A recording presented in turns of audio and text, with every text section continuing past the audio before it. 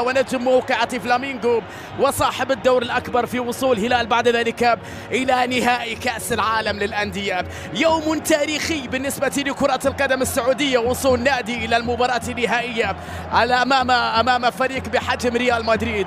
مجرد مقابلة ريال مدريد في مباراة رسمية هذا حدث بحد ذاته لأي نادي عربي، ما بالك إذا كان الأمر يتعلق بنهائي كأس العالم.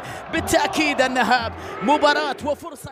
كارفاخال تمريرة وفرصة، بريبلي يتدخل بروعة كبيرة، تصل إلى توني كروس، حذاري من الكرة الأرضية، خطير لكارفاخال وفرصة وكرة يبعدها ينصب. ريال مدريد هو اللي يمسك كرة ويجبر الهلال على التراجع، خطيرة لفينيب وكرة 1-0 لمدريد، 1-0 لمدريد عن طريق فينيسيوس.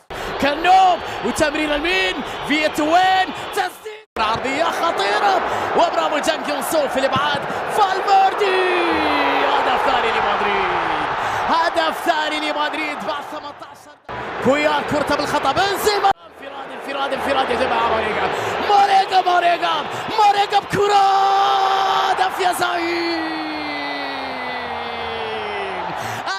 الهلال طويلة الكرة لماريجا داخل منطقة التسديد، تسديدة لكن عالية، وفي الأخير انتهت خطورة. مودريتش بلمسة إلى فالفيردي، محاولة بكرة عرضية خطيرة وفرصة لكنها مرت بمنتهى مصعد. فينيسيوس مع جانك يونسو، برافو الشمسوني. أبا فينيسيوس حذاري مع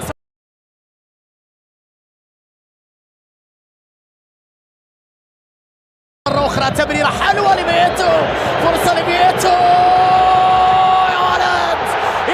يا لوسيانو 4 يبعد الكرة، سيبايوس مر وبيليب والكرة في المرمى، هدف مدريدي خامس.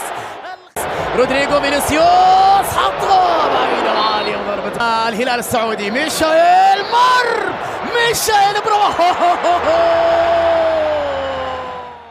تصل كرة إلى سيرجيو وتسديدة لكنها وقعت بهذا المقلب كثير.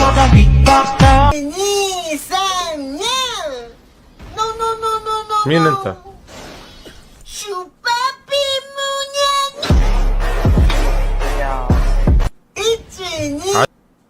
هدول الاثنين اذا اجتمعوا مع بعض يا ويلي دخلة. يو والله رهيبة هذه الدخلة. شوف هدول الاثنين اذا اجتمعوا مع بعض والله هي مشكلة اساطير. لا مركبين صوت. هدول الاثنين اذا اجتمعوا مع بعض. لا وكلاش سكواد لك الكتابة بالعربي بدأ يمكن بسيرفر ثاني.